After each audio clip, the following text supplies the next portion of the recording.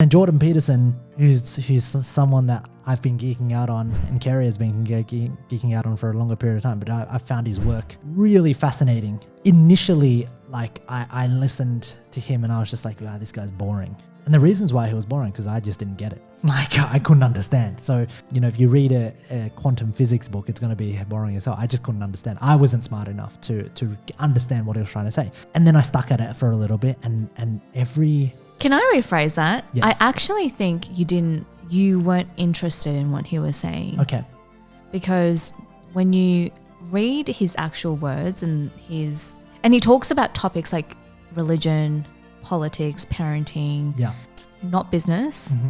But when you listen to him actually describing these topics, he does so in a very simplistic manner. Yep. Like his words are very, very simple to understand. It's quite not reading like a quantum physics book, but it's just boring. Yep. Like when you read a physics book. It's boring. And and my interpretation of it was, okay, I get it, right. I get it. Like here's another motivational guy, like judging from the outset, he's another motivational guy who isn't very motivational.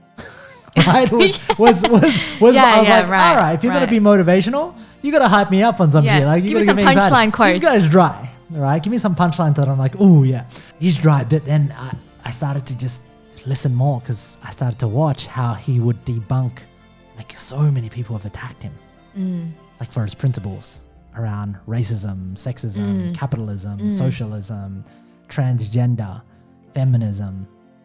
And every single person. They're very challenging topics. They're very challenging. Oh my God, these people are intellects, scholars, journalists.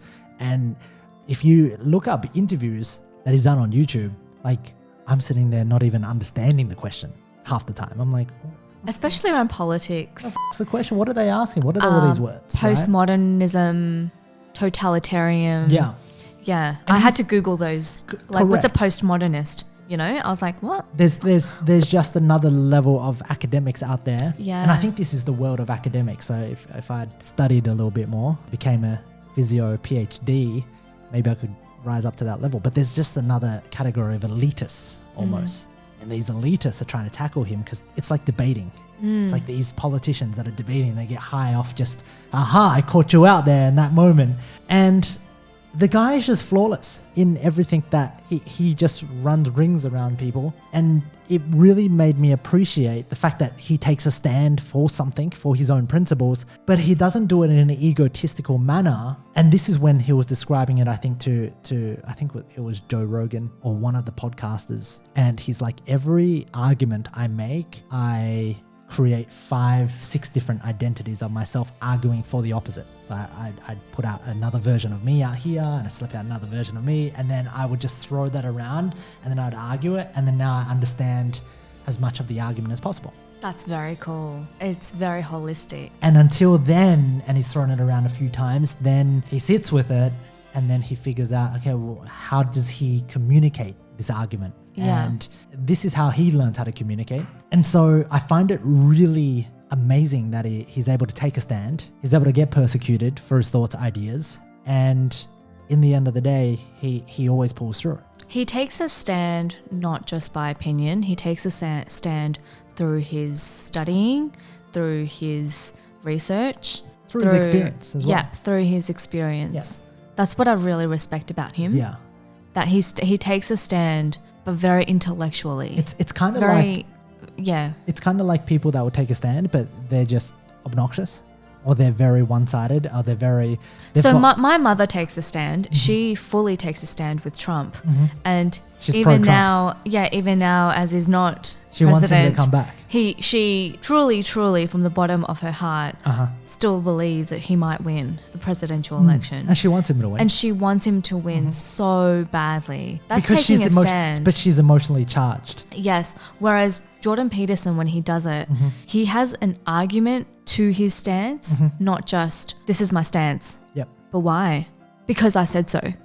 I also think he's taken a lot of the emotions out of it. And when you take a stand emotionally, you can become blind. And I think the reasons why your mom takes a stand with Trump, and even though it's so strong, it's very emotional. It's very emotional because she's against communism and she doesn't like socialism and she loves capitalism. So she's for Trump for that reason. And plus Trump calls out China. So she's like anti-China. Chinese communists, right? That's the emotional side that blinds up everything else that she isn't able to see, like the bigger picture. So, which is why I respect, parents so much when you have something that you believe in and you do take a stand, because every other person, every Tom, Dick and Harry is going to have their opinion. Yeah. Not so much with... I definitely can see that, because when I was pregnant, at the time, everyone had an opinion What did they say on how to be a mum. What did they say? I don't remember, but I just was like, wow, I'm entering into a world of opinions. Everyone's got an opinion. Everyone has Keri, an opinion. make sure you get enough sleep. Yeah. Which is true. I mean, that's a good... But it's still an opinion, it's still right? It's like, make sure you get enough sleep. You're not going to get enough sleep at all. Make sure you buy a Docker tot. Make sure... I had this opinion by my mum. Make sure you roll your baby around every couple of hours so that she doesn't get a flat head. Did she say I that? had that one. Yeah. Like Your mum always mentions to me, oh, Ocean has such a round head because she doesn't sleep often on her head. I'm like, she doesn't sleep at all on her head. I was like, this is so random. She's got a flat nose because she's sleeping like this all the time. But every Sally is going to have an opinion. And it's really difficult because in a time of uncertainty, you're going to want to cling to certainty. You're going to want to go, tell me what to do. Oh my God, somebody. And what tends to happen is you get all these people giving you different pieces of advice and you get so confused. I was really confused when I first entered motherhood. How confused would you have been? Yeah, I Googled so many times throughout the day and night. I just remember, from morning 24 hours being awake, I would just be Googling different blogs, different experts, different mums. So what happens if your baby doesn't feed?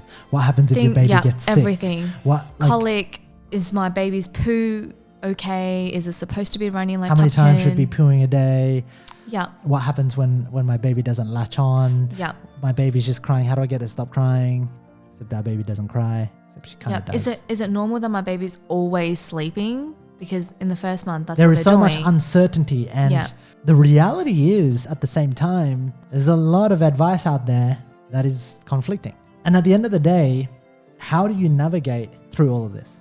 How did you navigate through it? Because I didn't get that much. Generally, because I'm already the type where I'm like, I don't want your opinion. Like, people generally know that. If I want it, I would ask for it.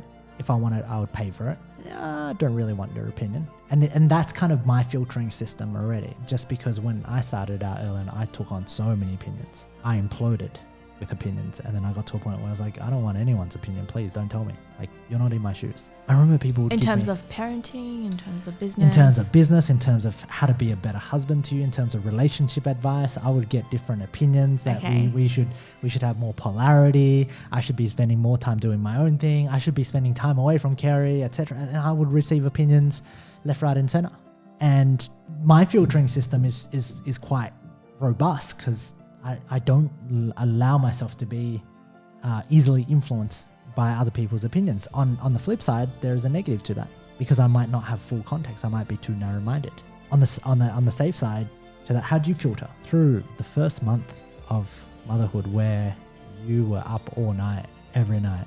It was crazy. I remember going to sleep, and every hour Keri would wake up. She would take O from the bed.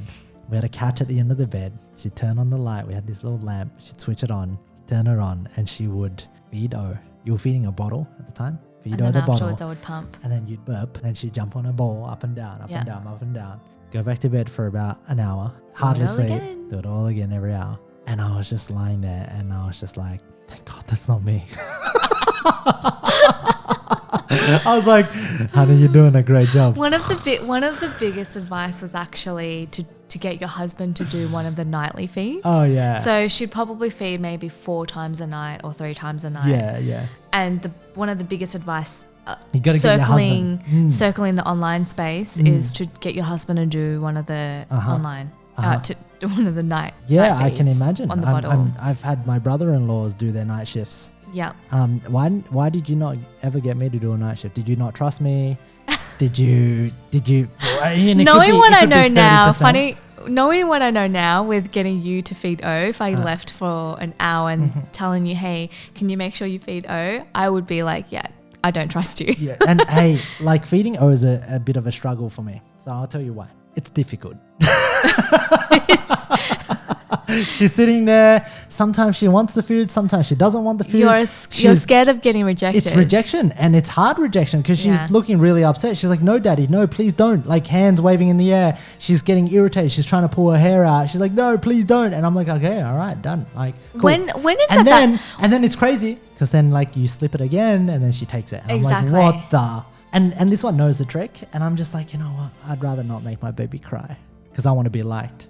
She's the only person that I want to like me, literally, which forces me to play into this weird territory that I don't usually play in, which is a very ineffective territory. And right now, I need to find myself through that because I don't mind if Keri likes me or not. I know she loves me. I know she respects me. But with it's like, how do I make you happy? How do I not make you cry? I think you said it just right there when you said that she respects me. I think what will happen when she's starting to talk and when she's starting to understand concepts, it's being liked versus being respected. For sure. And I think that your children are your greatest teachers and greatest practice for it, whether or not you are here on earth to be liked or here on earth to be respected. I also get because why most people want to be both, but they don't always. I get why people want to be liked as well. And studying myself with it's kind of like, well, O already spends so much time with you. She feeds on your boob. She always wants you. She kind of like 10% she's of the an time important wants me. person in your life, and when they're an important person, you want to be liked by them. I do completely get that. But it's this thing of going, okay, I've only got this 10% where she kind of like comes to daddy, and I don't want her to ever not come to me. And so I feel like I'm hanging on by this scarce, loose 10% thing that I have with her, that if I pissed her off, she's going to be like, daddy, I don't want to see it. And that would heartbreak and end in heartbreak for me. Funnily enough, in any other area of my life, I'm abundant. In that relationship with I feel scarce because I've got that 10%, and I'm like, I want her to always smile at me when I come out, and that's the scarcity. And that leads to, you want to be liked because you're afraid. And so moving back, we've just gone on a tangent. We're back to you. You want to know? Yeah. I want to know. I took on every piece of, this feels a little bit reversed because we've talked past the topic, but I wanted to know every single piece of advice of how to be a mum and how to be a great mum. And when it all kind of came bombarding at me, I realized, holy crap, if I listen to everyone's advice, I'm just going to be a headless chook running around doing all of these things that I potentially don't agree with. Okay. So lucky I already had the doesn't make sense within me. Yeah. And then at some point I tipped over and I was like, okay, which mum around me do I actually respect and who I would take advice from? Okay. And it turned out that no one around me was the type of mum that I respected. That just reminded me of... No tips. That just reminded me of Conor McGregor in the ring, where he finishes a fight and he's like, I would like to take this time to apologize to absolutely nobody. that just reminded me.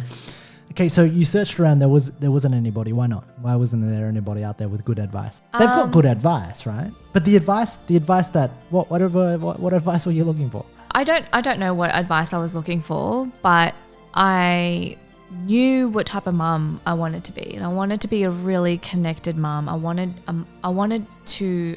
Ocean to know that we had a very strong sense of attachment, versus what I believe everyone was trying to make my baby independent. Yep. Which doesn't make sense because a baby is a baby. And a baby and you is connected. It's quite funny. They're precious. They're fragile. They need a sense of security. And from my experience in my context, is I didn't have a sense of attachment when I was young. Yep. I was always kind of left being looked after by various people in the family. And I was very family orientated, but I didn't have a sense of attachment to my mum. And therefore, I knew I wanted that for Ocean. Yep. A lot of things... Looking at the way that you parent, though, it's called modern parents, but it's actually not modern. It's actually not convenient. I think parenting and a lot of the advice around parenting is this. It's optimized for how to make your life easier as a parent. 99% of things. How do you get your baby to go to sleep so that you can go to sleep? How do you get your baby to eat so that you can eat? How do you confine your baby and not allow the baby to mess up your whole entire house and your whole workspace. And what I see you do, and I would say what I would do too, and what I do at times at my 10% that I'm allowed, is we look at connection and integration as the key. And that's our North Compass. So does O feel connected to us, me and you, as father, as mother? Is O able to integrate in terms of her nutrition? And this is really funny because like we don't have formula milk. You go into our house, we don't have canned, food for, I don't even know what's in canned food, but like canned baby food. We don't have milk bottles lying around. You could go into our house and I don't even think you'd recognize your sister texted you and we laughed a little bit because she asked whether you had a cot. She's like, yeah, she's coming over on Friday and she's like, do you guys have a cot? And I'm like, what's a cot? I'm like, no, we don't have one of those. We have a bed. We have a bed on the floor. We have a king size mattress on the floor, and our mother's there.